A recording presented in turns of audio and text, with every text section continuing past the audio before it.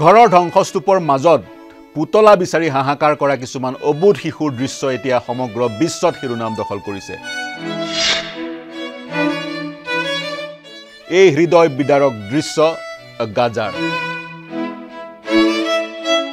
গাজাত সোমবাৰে ইজৰাইলে যিসকল লোক স্থানান্তৰ হৈ বাহৰ পাতি আছিলে বিভিন্ন টেণ্টৰ তলত, ৰাস্তা কাষৰ টেণ্টৰ তলত, সেইসকল লোকক স্বগৃহলৈ অহাৰ অনুমতি প্ৰদান কৰিছে। মূলতঃ উত্তৰ গাজাৰ লোকসকল স্থানান্তৰিত হৈছিল দক্ষিণ গাজালৈ আৰু তেওঁলোকে যোৱা 15 মাহ ধৰি অকথ্য নিৰ্যাতনৰ মাজত দিন পাৰ কৰিবলগীয়া হৈছিল। তেওঁলোকৰ হাতত খাদ্য নাছিলে, তেওঁলোকৰ হাতত প্ৰয়োজনীয় ঔষধ পাতি নাছিলে, সেই ধৰণেই তেওঁলোকে দিন পাৰ কৰিবলগীয়া হৈছিল।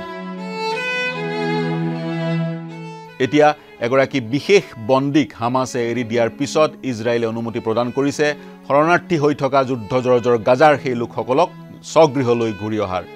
আৰু যেতিয়া তেওঁলোক স্বগৃহলৈ ঘূৰি আহিছে তেতিয়া তেওঁলোকে দেখা পাইছে মাত্ৰ কিছুমান ধ্বংসস্তূপ।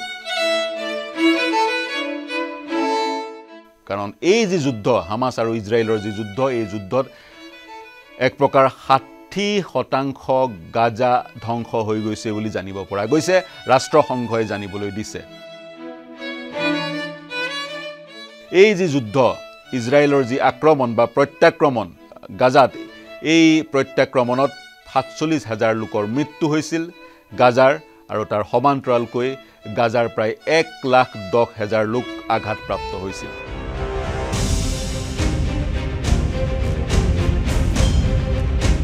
আঘাতপ্ৰাপ্ত লোকসকলৰ 25% চিৰকালৰ কাৰণে ঘূণীয়া হৈছে বুলি ৰাষ্ট্ৰসংঘই জানিবলৈ দিছে। 2023 চনৰ সেই অভিশপ্ত 7 অক্টোবৰ তাৰিখে হামাছ সন্ত্ৰাসবাদীয়ে অনাধিকৃতভাৱে ইজৰাইলত প্ৰৱেশ কৰিছিল আৰু ইজৰাইলত 1200 লোকক নিঃশেষ কৰিছিল আৰু 250 জন লোকক বন্দী বনাইও লৈ গৈছিল। আৰু তেতিয়াই প্ৰত্যাক্ৰমণ কৰিবলৈ আৰম্ভ কৰিছিল ইজৰাইলে, আৰু 15 মাহৰ প্ৰত্যাক্ৰমণৰ পিছত এক শান্তিৰ এক পৰিৱেশৰ সৃষ্টি হোৱা পৰিলক্ষিত হৈছে।